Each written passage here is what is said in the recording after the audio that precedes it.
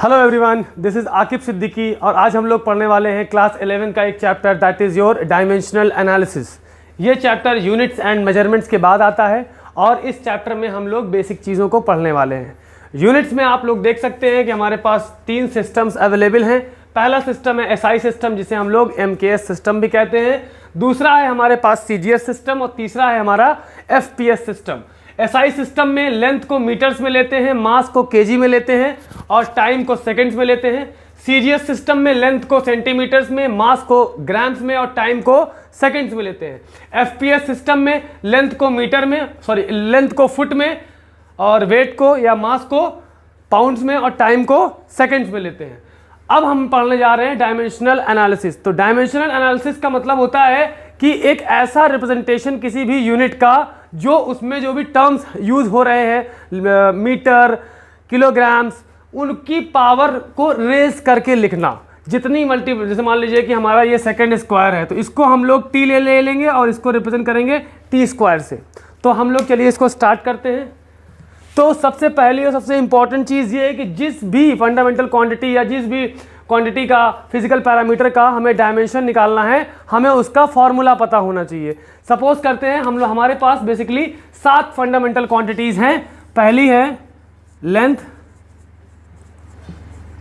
दूसरी है मास, तीसरी है टाइम, फिर आता है हमारा करंट, फिर आता है अमाउंट ऑफ सब्सटेंस,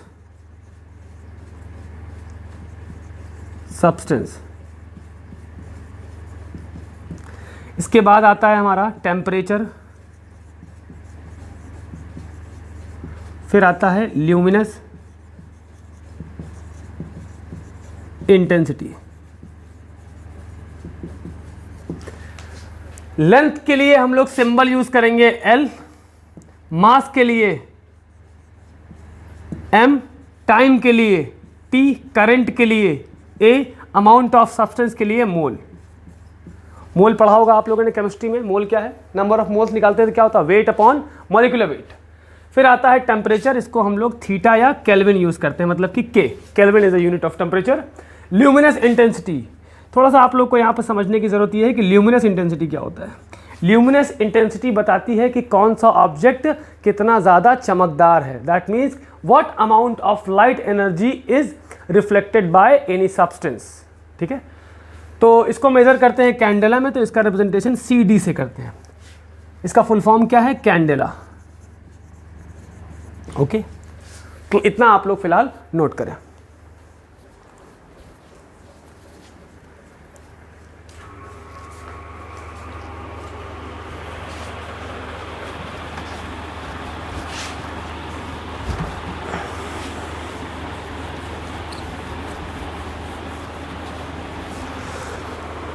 अब हम लोग बात करेंगे डायमेंशन, कुछ चीज़ों के निकाल के देखते हैं। मतलब कि अगर एरिया की बात करें तो एरिया क्या होता है? Length into breadth.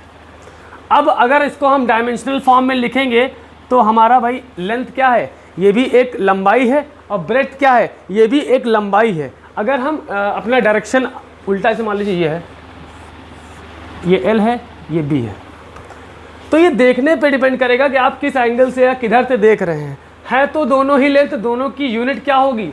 चाहे लेंथ मेजर करो चाहे ब्रेड्थ मेजर करो, दोनों की यूनिट क्या होगी? मीटर में होगी। तो यहाँ पे हम लोग लेंथ के लिए क्या यूज़ करते हैं? L, तो L इंटू L क्या बन जाएगा?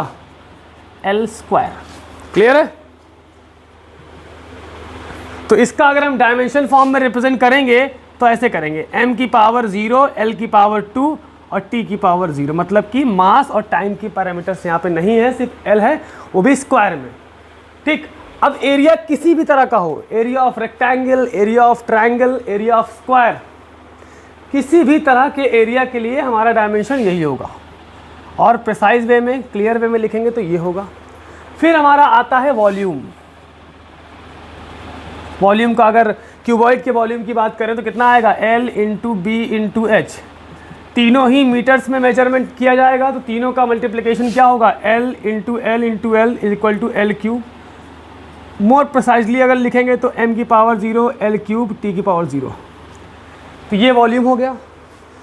फिर हमारा आता है स्पीड, स्पीड हो या वेलोसिटी हो। भाई स्पीड में टाइम तो दोनों में डिवाइडेड होता है हमेशा। स्पीड होगी तो डिस्टेंस अपॉन टाइम और वेलोसिटी होगी तो डिस्प्लेसमेंट अपॉन टाइम। दोनों ही कैटेगरी में चाहे तो डिस्प्लेसमेंट हो या डिस्टेंस हो, दोनों को ही मेजर किया जाता है मीटर में या किलोमीटर में, और दोनों को ही रिप्रेजेंट करेंगे एल से। तो ये क्या आएगा, डिस्टेंस या डिस्प्लेसमेंट। तो किसमें होगा, एल अपॉन टी। तो ये क्या बन जाएगा, एल टी इनवर्स। थोड़ा सा और प्रिसाइजली लिखोगे तो m की पावर 0, l की पावर 1, t की पावर -1, या कहो सीधा सीधा पावर 1 को जनरली रिप्रेजेंट नहीं करते अगर पॉजिटिव है तो एल टी इनवर्स। फिर बात आती है हमारा एक्सेलरेशन। एक्सेलरेशन क्या है, change in velocity upon change in time, या rate of change of velocity is called as acceleration. Change in velocity will also give you a velocity. भाई जैसे मान लो चेंज इन वेलोसिटी का मतलब क्या हुआ, डेल्टा वी इक्वल टू होगा v2 minus v1। मान लो ये 30 मीटर पर सेकंड है और ये 20 मीटर पर सेकंड है, तो ये क्या देगा आपको 10। ये भी तो 1 मीटर पर सेकंड ही होगा ना, मतलब change in velocity is also a velocity, ठीक है, यूनिट वही होगी उसकी। तो यहाँ पे हम क्या रख सकते हैं, वेलोसिटी का डायमेंशन, दैट मीन्स कि L T inverse. Change in time will also give you the time, unit of time. तो वेलोसिटी का डायमेंशन यहाँ से रख दिया एल टी इनवर्स, टाइम क्या होगा नीचे रख दिया t की पावर 1। अलजेब्रा की तरह सॉल्व कर लेंगे सिंपली, t ऊपर आएगा तो ये पावर फिर से और माइनस हो जाएगी, तो एल टी की पावर -2। तो एक्सेलरेशन का डायमेंशन हमें क्या पता चल गया, एल टी की पावर -2। अब आता है हमारा नेक्स्ट, इतना आप लोग पहले नोट करें। इसके बाद हमारा आता है, जैसे कि बात करते हैं वर्क डन, या अभी रहने दो, फिर बात करते हैं पहले हम लोग डेंसिटी की। किसकी, डेंसिटी। डेंसिटी क्या होता है फॉर्मूला, मास अपॉन वॉल्यूम। एक बात स्टूडेंट्स आप लोग याद रखिएगा कि किसी भी चीज़ का डायमेंशन अगर आपको पता करना है तो ये कंपलसरी है कि आपको उस पैरामीटर का कोई ना कोई एक फॉर्मूला ज़रूर याद होना चाहिए, ठीक है। तो मास को कैसे रिप्रेजेंट करते हैं, कैपिटल M से, और वॉल्यूम को L³ से। अब चाहे जैसा वॉल्यूम हो तो कितना आएगा, m L की पावर -3, और प्रिसाइजली लिखना हो तो आगे t की पावर 0 लिख दो, लेकिन ये आपका बेस्ट है, ठीक। नेक्स्ट आता है हमारा, देखिए कुछ चीज़ों के डायमेंशन सेम होते हैं, जैसे कि स्पीड के और वेलोसिटी के। अब स्पीड हो चाहे वेलोसिटी हो, अब वेलोसिटी चाहे जिस तरह की हो, चाहे यूनिफॉर्म वेलोसिटी, चाहे non uniform velocity, instantaneous velocity, और चाहे जैसी वेलोसिटी हो, सबका डायमेंशन, वेलोसिटी या स्पीड चाहे जैसी भी हो, उनका डायमेंशन यही होगा, एल टी की पावर -1। इसी तरह से एक्सेलरेशन है, चाहे इंस्टेंटेनियस एक्सेलरेशन हो, चाहे यूनिफॉर्म एक्सेलरेशन, चाहे नॉन यूनिफॉर्म एक्सेलरेशन, हर हाल में डायमेंशनल फार्मूला इसका यही होने वाला है। अब देखिए कुछ चीज़ों के डायमेंशन फार्मूला सेम होते से आपको बताएं, वर्क हो, चाहे एनर्जी हो, चाहे टॉर्क हो। अब एनर्जी कैसी भी हो, काइनेटिक एनर्जी, चाहे पोटेंशियल एनर्जी, चाहे इलास्टिक पोटेंशियल एनर्जी, चाहे rotational energy, uniform energy, non uniform, मतलब हर तरह की एनर्जी का डायमेंशनल फार्मूला वही होगा जो वर्क का होगा। टॉर्क, वर्क, सबका फार्मूला ऑलमोस्ट सेम होता है। तो अभी देखते हैं कि क्या होता है, कोई भी एक फार्मूला, अगर बात करें वर्क डन की, तो क्या होता है भाई, फोर्स इनटू डिस्प्लेसमेंट, ठीक है। तो फोर्स का डायमेंशनल फार्मूला हमें निकालना पड़ेगा। तो थोड़ा सा पहले हम लोग एक काम कर लेते हैं कि पहले फोर्स का पढ़ लेते हैं। तो फोर्स का फार्मूला, कोई भी एक फार्मूला बताइए, F is equal to mass into acceleration, that means कि F is equal to mass का m और एक्सेलरेशन का कितना आएगा, एल टी की पावर -2। तो फोर्स का डायमेंशन इसको रट लीजिए। अब वो चाहे जैसा फोर्स हो, centripetal force, centrifugal force, gravitational force, electrostatic force, electrodynamic force, या मैग्नेटिक फोर्स, या किसी भी तरह का फोर्स हो, ग्रेविटेशनल फोर्स, न्यूक्लियर फोर्स, हर तरह के फोर्सेस का डायमेंशन यही होने वाला है। क्या ये, mlt -2, ठीक। अब यही डायमेंशन, हमें फोर्स का डायमेंशन पता है, क्या होता है, mlt -2, it is multiplied by D. D क्या है, एक डिस्टेंस है, और डिस्टेंस क्या होगी, एल होगी। तो यहाँ हमने क्या किया, एल से मल्टीप्लाई कर लिया। अब ये एल मल्टीप्लाई होगा तो W का फॉर्मूला क्या आ जाएगा, ml² t की पावर -2। क्लियर है? और यही फॉर्मूला इन सब का होगा, चाहे वर्क ले लो, चाहे टॉर्क ले लो, चाहे जो ले लो, चाहे जिस तरह की एनर्जी ले लो। अगर हम बात करें काइनेटिक एनर्जी की, लिख देता हूँ यहाँ पे काइनेटिक, तो जनरल फॉर्मूला, बेसिक फॉर्मूला सबको पता है कितना होता है, हाफ ऑफ mv²। कांस्टेंट से हमें मतलब नहीं है, मास का डायमेंशनल फॉर्मूला क्या होगा m, और वेलोसिटी का कितना होगा lt की पावर -1, इनका स्क्वायर कर दो कितना आएगा m l² और t की पावर -2। देख सकते हैं आप। अगर हम पोटेंशियल एनर्जी की बात करें, जनरल फॉर्मूला पढ़ा है mgh, mass into gravity into height. याद रखिएगा, एक्सेलरेशन हो या ग्रेविटी हो, ग्रेविटी भी तो एक्सेलरेशन ड्यू टू ग्रेविटी होती है, क्योंकि दोनों की यूनिट सेम होती है, मीटर पर सेकंड स्क्वायर एक्सेलरेशन की और मीटर पर सेकंड स्क्वायर ग्रेविटी की। तो पोटेंशियल एनर्जी का क्या होगा, मास का m, ग्रेविटी का lt की पावर -2, और हाइट क्या है, एक लेंथ है तो ये l आ जाएगा, तो कितना आएगा m l² t की पावर -2। फिर हम लोग बात करेंगे टॉर्क की। टॉर्क होता है फोर्स इनटू परपेंडिकुलर डिस्टेंस, मतलब बहरहाल ये डिस्टेंस ही कहना चाह रहा है। फोर्स कितना होगा mlt -2, डिस्टेंस चाहे परपेंडिकुलर हो चाहे ऐसी हो तो l। तो टॉर्क का डायमेंशनल फॉर्मूला क्या निकलेगा, टॉर्क का निकलेगा m l² t की पावर -2। तो यहाँ से एक चीज़ 100% क्लियर हो गई, सबसे इंपॉर्टेंट टॉपिक है ये कि डायमेंशनल फॉर्मूला वर्क हो चाहे टॉर्क हो चाहे एनर्जी हो, और एनर्जी किसी भी तरह की हो, सबका डायमेंशनल फॉर्मूला सेम होगा, that will be equal to m l² t की पावर -2। ठीक है, इतना आप लोग नोट करिए पहले।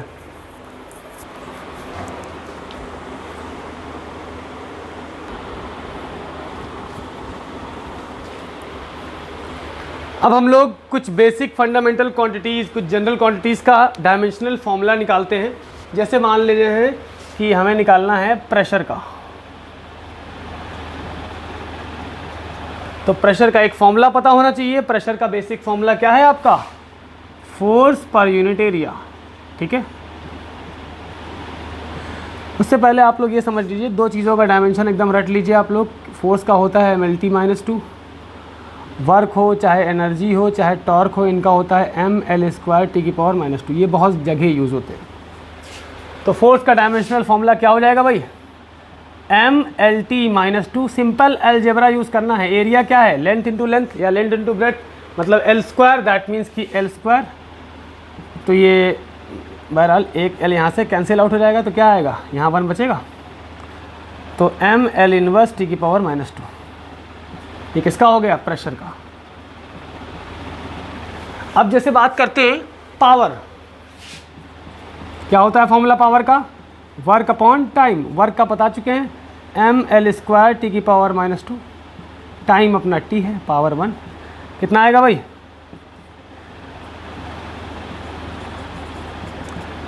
m l² t की पावर 1 ऊपर जाएगा -1 हो जाएगा, तो t की पावर -2 -1 कितना आ जाएगा, -3। ठीक, एक और वर्ड होता है stress, that is also equal to force upon area. तो फोर्स हो या स्ट्रेस हो, दोनों का डायमेंशन लिख देते हैं यहाँ पे, स्ट्रेस या प्रेशर।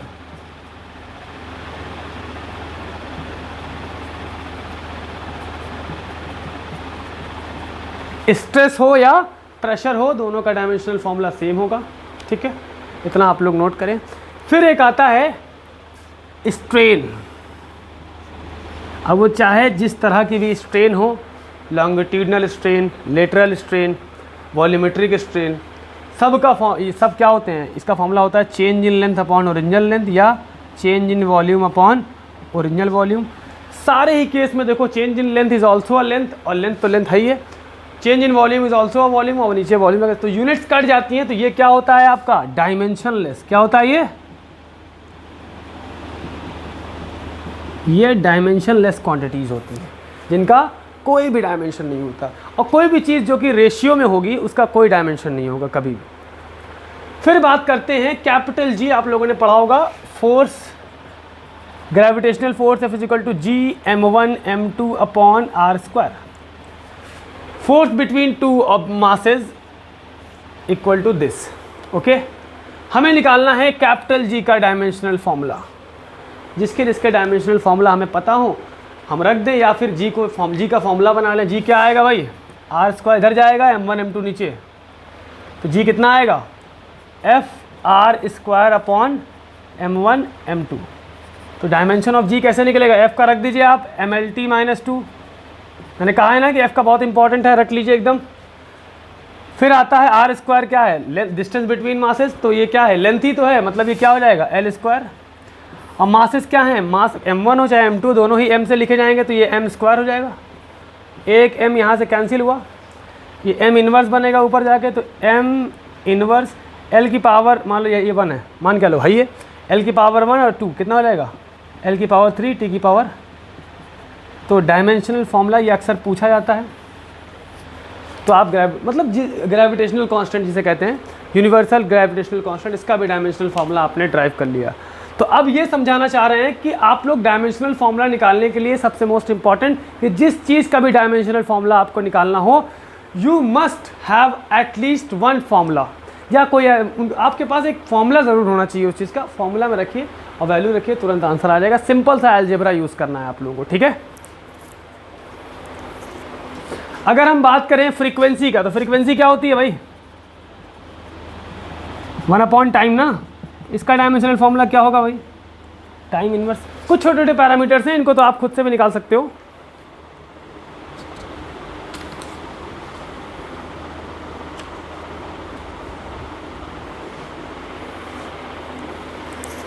जैसे एक हमारे पास होता है फॉर्मूला, एक कांस्टेंट होता है, मान लो E = h म्यू है। E क्या है, एनर्जी, H क्या है, प्लैंक्स कांस्टेंट, और ये क्या है, फ्रीक्वेंसी। तो अगर हम बात करें डायमेंशन ऑफ H का डायमेंशन अगर हमें निकालना है, तो H बराबर कितना आएगा यहाँ से, E/μ। E एनर्जी है, कितना होता है एनर्जी का, ml² t - 2, और म्यू का कितना होता है -1, T इनवर्स कितना आएगा, ml² t की पावर -2 है, ये -1 ऊपर जाएगा प्लस हो जाएगा, तो -2 + 1 कितना आएगा, -1। ये H का डायमेंशनल फॉर्मूला है, जिसका चाहें आप लोग डायमेंशनल फॉर्मूला आसानी से निकाल सकते हैं।